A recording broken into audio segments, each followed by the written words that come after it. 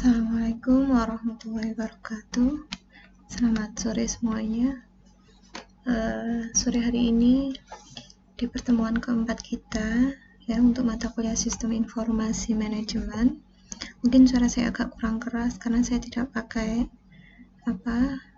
mikrofon ya. Jadi kita akan membahas tentang konsep pendekatan sistem.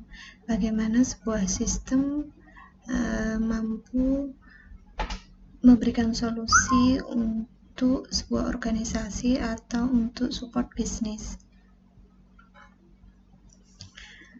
Setelah mempelajari bab ini terkait pendekatan sistem, maka yang diharapkan dari teman-teman mahasiswa semua adalah Anda dapat mengetahui elemen yang mana yang harus digunakan untuk memecahkan masalah. Yang kedua, Anda diharapkan mampu memahami perbedaan antara masalah dan gejala. Yang ketiga, dapat mengenal langkah pendekatan sistem atau tahapan pendekatan sistem dan mengetahui cara mereka membentuk alat pemecahan masalah yang berdaya guna. Kemudian mampu mengetahui bahwa perusahaan dalam berbagai ukuran itu dapat mempunyai pengaruh terhadap lingkungannya, serta mengetahui cara menggunakan pendekatan formal terhadap definisi masalah yang terdiri dari analisis sistem dari top to bottom ya, dari atas ke bawah dan urutan logis untuk mengamati tiap bagian dari sistem.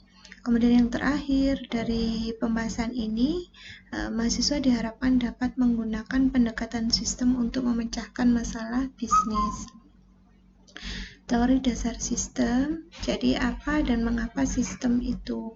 Jadi pendekatan sistem dalam manajemen atau organisasi yang kompleks itu adalah untuk mengembangkan dan mengelola sistem operasional bisnis. Kemudian yang kedua, mendesain sistem informasi dalam proses pengambilan keputusan.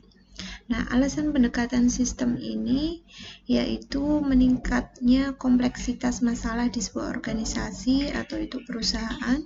Yang kedua, untuk memberikan kemajuan-kemajuan dalam manajemen ya, berkembangnya berbagai ilmu yang ada di bisnis, di organisasi, maka tentunya itu bisa memberikan manfaat untuk manajerial. Kemudian kebutuhan akan metode baru untuk mengatasi permasalahan yang kompleks atau rumit, serta yang terakhir, permasalahan yang dihadapi tidak dapat dipecahkan dengan perumusan tunggal. Kemudian selain itu, alasan pendekatan sistem yaitu sistem masyarakat terasa makin rumit ya, dan perilakunya sukar dimengerti, sehingga kebutuhan untuk mengantisipasi adanya perubahan-perubahan yang terjadi di masyarakat, di lingkungan bisnis, di sebuah organisasi, maka itu perlu dibuatkannya sebuah sistem. Nah, kemudian alasan yang lain adalah pemakaian matematika dan ilmu dasar alam sangat menolong untuk memformulasikan sistem, serta sistem sudah mendominasi kehidupan sehingga diperlukan pendekatan sistem untuk mengembangkan, mengatur, dan mengendalikannya. Pendekatan sistem saat ini fokus pada hubungan elemen atau hal yang diinvestigasi ya. Dengan adanya sistem itu maka membuka kesempatan bagi analisis yang lebih lanjut, kemudian memberi jalan penemuan alternatif solusi. Maka langkah-langkah pendekatan sistem jika dilakukan melalui analisis, yang pertama yaitu mendefinisikan masalah. Jadi ketika kita mau merancang sebuah sistem informasi, maka harus diidentifikasi terlebih dahulu requirement analysis sistemnya, kebutuhan akan sistem itu apa. Ya, didefinisikan terdahulu masalahnya apa, sehingga kita bisa mengidentifikasi persyaratan dari sistem yang akan kita develop. Kemudian adanya pengumpulan data untuk memperjelas masalah.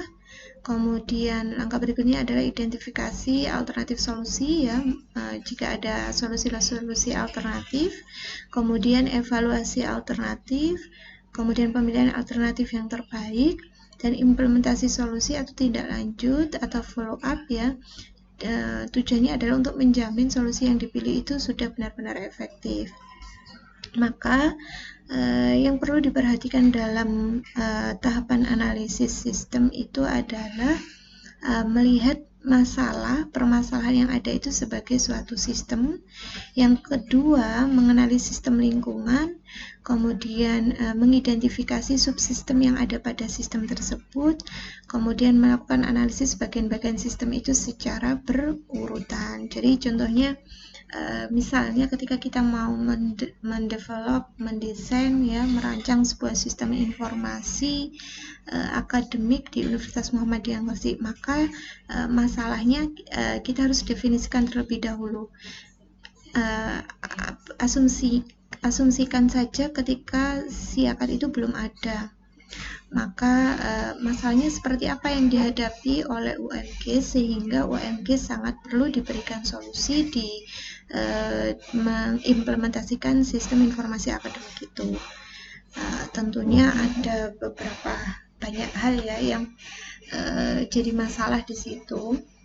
Misalnya ketika mahasiswa melakukan inputan KRS, sebelum adanya sistem informasi akademik, kamu bayangkan mahasiswa itu dia harus setelah melakukan pembayaran ke bank, dia harus validasi ke bagian keuangan atau rektorat kampus dulu, kemudian divalidasi dengan stempel basah, lalu dibawa ke bagian fakultas, kemudian dia menuliskan rencana studinya itu ke ruang dosen wali, baru setelah itu akan balik lagi dibawa ke ruang rektorat untuk diinputkan misalnya. Nah, bayangkan di situ ada tidak efektif secara waktu, secara tenaga ya, dan tidak real time, sehingga masalah yang ada itu setelah kita definisikan ya, maka itu kita akan bisa mengenali sistem lingkungan.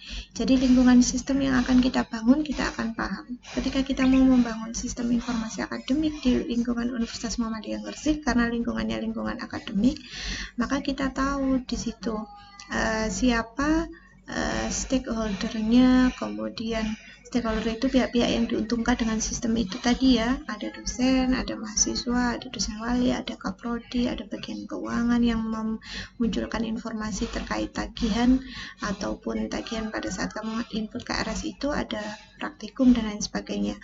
Nah, setelah itu tahapan berikutnya adalah identifikasi subsistem yang ada pada sistem itu. Maka kalau sistem informasi akademik itu sistem utamanya, subsistemnya ada apa saja di situ. Kemudian baru yang terakhir adalah analisis bagian-bagian sistem secara berurutan. Jadi dilakukan evaluasi tujuan, kemudian membandingkan keluaran dengan tujuan, lalu mengevaluasi manajemen ya. Jadi dievaluasi performance atau kinerja dari manajemen tersebut, kemudian melakukan evaluasi kebutuhan sistem, lalu dilakukan uji coba ya, dan lain-lain. Nah, ketika mengevaluasi sistem pengolahan informasi, maka tentukan terlebih dahulu informasi yang dibutuhkan, lalu baru kita mendesain sistem informasinya. Kemudian perlu juga dilakukan mengevaluasi sumber daya. Jadi ketika mau membuat sistem informasi akademik, misalnya sumber daya, perlu dilakukan evaluasi terlebih dahulu, evaluasi sumber daya yang ada, evaluasi sumber daya apa saja yang diperlukan, kemudian evaluasi itu secara baik kuantitatif maupun kualitatif. Setelah itu baru mengevaluasi proses transformasi sumber daya tersebut ya, yang tujuannya supaya bisa tercapai efektivitas dan efisiensi. Pendekatan sistem, jadi pendekatan sistem ini tujuannya adalah mencari elemen atau entiti pembentuk sistem, atributnya, kemudian bagaimana atribut itu bekerja dalam lingkungan kompleks untuk mencapai tujuan. Di sini yang dimaksud ketika saya bilang tadi sistem, katakanlah lingkungannya adalah lingkungan akademik, sistemnya yang di-develop, yang dirancang, yang untuk diimplementasikan nanti adalah sistem informasi akademik, maka ada beberapa entitas di dalamnya. Elemen-elemen entitasnya itu siapa saja? Tadi ada mahasiswa, ya ada dosen pengampu mata kuliah yang nanti di akhir dia harus menginputkan nilai. Setelah mahasiswa tersebut input KRS kan ada nilai yang harus diinputkan untuk jadi informasi bagi si mahasiswa, oh dari mata kuliah ini dia dapat poin nilai berapa. Nah itu entitasnya. Jadi entitasnya sistem itu siapa saja, kemudian atributnya. Atribut itu kalau misalnya entitasnya mahasiswa, maka dia punya atribut apa saja. Ada atribut NIM, nomor induk mahasiswa, ada nama, ada tempat tanggal lahir, alamat, nomor telepon, email, dan lain sebagainya. Itu atribut yang dimiliki oleh sebuah entitas. Kemudian menemukan sifat-sifat penting yang lain, misalnya jadi dari entitas itu ada atributnya, kemudian sifat-sifat penting yang lain itu bisa dikatakan metodenya atau operasinya. Jadi kalau misalnya entitasnya mahasiswa, sistem yang akan didevelop dirancang itu adalah sistem informasi akademik misalnya, maka mahasiswa ini dia bisa melakukan sifat atau action apa saja. Oh, mahasiswa bisa ubah data ya, ubah profil, melakukan pengubahan nomor handphone misalnya. Kemudian nah itu masuk ke sifat-sifatnya. Kemudian pendekatan sistem yang lain adalah membantu sistem mencapai efek yang sinergistik. Jadi maksudnya sinergistik ini adalah tindakan berbagai bagian yang berbeda ya, nanti yang bisa menghasilkan efek yang lebih besar maksudnya. Jadi dari sistem utama, kemudian ada komponen-komponen subsistemnya yang ada di dalamnya itu, yang tujuannya adalah untuk mencapai goal tujuannya. Jadi kalau sistem informasi akademik ya tujuannya memberikan akses kemudahan bagi mahasiswa, misalnya bagi dosen yang pengampu mata kuliah ya, kemudian bagi dosen wali, terutama pada saat proses perwalian dan lain sebagainya. Itu salah satu tujuannya ya. Kemudian dengan pendekatan sistem itu juga untuk mengarahkan studi pada hasil yang lebih akurat ya, yang lebih valid. Kemudian proses pendekatan sistem itu harus memiliki dasar-dasar prinsip-prinsip yang jelas. Prinsip apa saja dalam pendekatan sistem? Ada prinsip holistik ya. Prinsip holistik ini adalah menentukan faktor-faktor pendukung sistem secara keseluruhan. Kemudian mengharuskan peninjauan ulang ya, peninjauan kelengkapan selengkap mungkin dari elemen sistem, atribut elemen, dan atribut relasi atau hubungan secara rasional dan empiris. Jadi ketika kita mau merancang sebuah sistem informasi, harus ditinjau ulang dengan detail, dengan lengkap, tadi entitasnya apa saja, atribut dari elemen itu apa saja, kemudian relationship atau hubungan antar entitasnya bagaimana. Jadi misalnya entitas mahasiswa dengan entitas mata kuliah, maka mahasiswa mengambil mata kuliah itu hubungannya apa. Kalau mungkin yang anak teknik industri ini kalau dapat mata kuliah basis data ya, teori basis data mungkin sudah dijelaskan sebelumnya sama dosen sebelumnya, siapa Pak Yudo atau Pak Darmawan atau Pak Indra gitu ya. Itu di relasi antar entitas itu kan ada yang relasinya one to one, one to many, dan many to many. Nah, itu yang dimaksud atribut relasi. Jadi kalau misalnya entitas mahasiswa berelasi dengan entitas mata kuliah, maka satu mahasiswa bisa mengambil lebih dari satu mata kuliah, atau satu mahasiswa bisa ngambil banyak mata kuliah, maka itu nanti bisa ditarik relasinya kalau di database itu one to many. Kemudian dosen misalnya, dosen dengan mata kuliah, entitas mata kuliah dan entitas dosen, maka dosen, satu orang dosen dia bisa mengampu satu mata kuliah saja atau dia juga bisa mengampu lebih dari satu mata kuliah. Nah, itu salah satu tahapan proses analisis sebelum kita mendevelop sebuah sistem. Jadi perlu diperhatikan, ditinjau ulang tadi requirement analisisnya, kebutuhan persyaratan sistem itu, atributnya apa, kemudian relasinya seperti apa. Ya, jadi atribut relasi itu secara rasional dan empiris.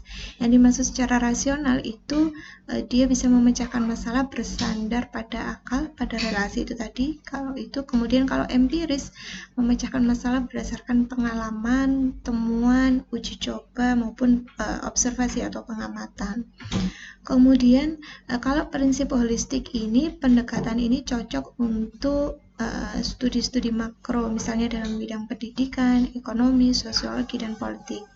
Nah, masalah yang sederhana ya itu seolah-olah menjadi sangat penting, maka lingkupnya akan semakin menyempit, maka pendekatan holistik itu harus dibarengi dengan pendekatan yang lain. Nah, pendekatan sistem yang berorientasi tujuan atau berorientasi objek, di mana sistem itu harus mengetahui di mana dia berada dan ke arah mana ia akan bergerak untuk mencapai tujuan tersebut. Harapannya dengan melihat tujuan itu, maka bisa memfungsionalisasikan elemen dan atribut dari sebuah sistem.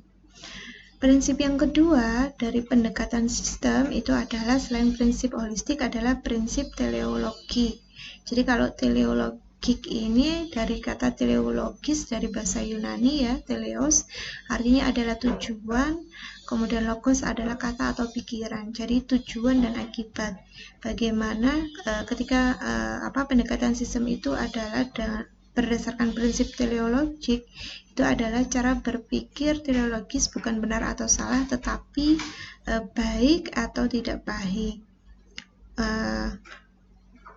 Sistem itu didesain itu untuk memberikan solusi baik atau tidak baiknya. Nah, kemudian prinsip teleologis ini bekerja pada konteks masalah. Jadi sistem itu bisa memiliki elemen yang tetap, tetapi bila tujuannya berbeda, maka otomatis atribut yang ditinjau juga akan berbeda. Kemudian masalah sederhana harus dipandang secara sederhana, dan perlu adanya tahap kritis dalam pendekatan sistem dengan prinsip teologik adalah pada langkah pendefinisian masalah atau mengidentifikasi masalah tadi. Masalahnya apa sehingga perlu dirancang sebuah sistem itu. Kemudian prinsip yang ketiga yaitu prinsip dialektika. Prinsip dialektika ini menyangkut prinsip-prinsip umum mengenai gerakan atau kecenderungan dan perkembangan sistem, sehingga menuntut adanya pengembangan asumsi-asumsi tentang sistem pada masa yang akan datang. Jadi maksudnya sebelum sistem itu dibangun gitu ya. Jadi ketika sistem itu sudah ada, perlu adanya re-engineering, redesign untuk sistem keberlanjutan sistem ini. Apakah memang untuk makanya perlu adanya pengembangan asumsi-asumsi ini. Kalau sistem ini sekarang, apakah di masa yang akan datang sistem ini masih sesuai dengan kebutuhan bisnis dari sebuah organisasi ini, atau ada perlu redesign dari sistem yang sudah ada. Kemudian konsep perkembangan sistem menurut Martin Landau pada tahun 1972 ya, dalam penelitiannya bahwa sistem pada saat berkembang itu cenderung terspesialisasi, tersentralisasi, dan membentuk hierarki. Maksudnya terspesialisasi ini adalah sistem itu bagian-bagiannya itu memperoleh struktur dan fungsi yang tegas. Jadi sistem itu sesuai dengan struktur organisasi yang ada, sehingga fungsi bisnisnya terlihat dengan jelas. Kemudian sistem itu tersentralisasi, yakni struktur dan fungsi yang terspesialisasi dikendalikan terpusat dan membentuk hierarki. Jadi ketika merancang sebuah sistem ya memang tak lepas dari struktur organisasi yang ada di bisnis di organisasi tersebut. Jadi kalau kita mau membuat misalnya tadi karena ini lingkungannya adalah lingkungan akademik, anggaplah ini bahwa organisasi yang bergerak di bidang bisnis dalam bentuk akademik, maka kamu harus perhatikan struktur sistem yang ada di sini, karena itu nanti ada hubungannya dengan fungsional bisnis dan penanggung jawab proses bisnis dari sistem itu. Jadi ketika kita membuat sistem informasi akademik, diperhatikan strukturnya. Nanti ini penanggung jawab atau pemilik proses bisnisnya siapa saja. Kalau ada mahasiswa input KRS, katakanlah proses bisnisnya dalam bentuk input KRS dilakukan oleh aktornya adalah ke sistem itu adalah mahasiswa atau entitasnya mahasiswa, maka pemilik prosesnya adalah mahasiswa. Lalu kemudian ada validasi, siapa yang melakukan validasi, kemudian nanti akan ketika mengambil mata kuliah A, di mana mata kuliah ini ada praktikum, maka muncul tagihan. Yang mengeluarkan tagihan ini secara struktur dia pemilik fungsional bisnis ini siapa, penanggung jawab proses yang mengeluarkan tagihan itu. Apakah keuangan itu di bawahnya strukturnya siapa, WR2 dan lain sebagainya. Nah itu sehingga sistem itu berjalan beriringan dengan struktur yang ada. Jadi kalau kita anggapannya gini ya, sistem informasi itu adalah kalau di sebuah organisasi itu kan ada struktur yang dalam bentuk hierarki, ya, ada tingkatannya, ada top level management, ada middle level management, ada low level management. Di top level management itu adalah biasanya bagian direktur dan direksi, dia pengambil keputusan terkait jangka panjang yang berhubungan dari visi misi perusahaan itu, yang kemudian di breakdown, dekomposisi jadi sebuah strategi bisnis sebuah organisasi. Jadi untuk mencapai visi misi perusahaan, organisasi itu perlu diupayakan adanya strategi bisnis untuk mencapai goalnya itu. Lalu di bawah level berikutnya ada level yang di bawahnya adalah middle level management, dia pengambil keputusan manajerial, ya, seorang manajer perusahaan, maka dia dapat informasi dari mana? Dari low level management. Kalau misalnya manajer bagian produksi, ya dia dapat informasi data-data dari bagian produksi yang ada di level bawahnya, yaitu level management. Nah, di situ maka ketika kita mau merancang sebuah sistem, ya kita nggak lepas dari melihat struktur organisasinya. Maka nanti ketika kamu misalnya mau membuat sistem informasi apotik gitu ya dilihat di apotik itu struktur organisasinya siapa, dari mulai pemilik apotik, bagian keuangannya, kemudian bagian kasir, dan lain sebagainya, sehingga itu nanti jelas sistem ini yang memiliki authorize atau hak akses ke sistem itu siapa, penanggung jawab proses itu tadi ya. Nah, kemudian sistem itu bergerak dari yang sederhana ke yang kompleks. Proses perubahan atau pertumbuhan sistem itu ditandai dengan struktur yang terdiferensiasi ya dan fungsi yang terspesialisasi. Kemudian masalah integrasi ya menyebabkan proses pengendalian secara terpusat. Jadi adanya integrasi data kalau kita berbicara sistem. Kemudian bentuk tatanan sistem yang cenderung hierarki tadi. Nah, ini terkait pendekatan sistem.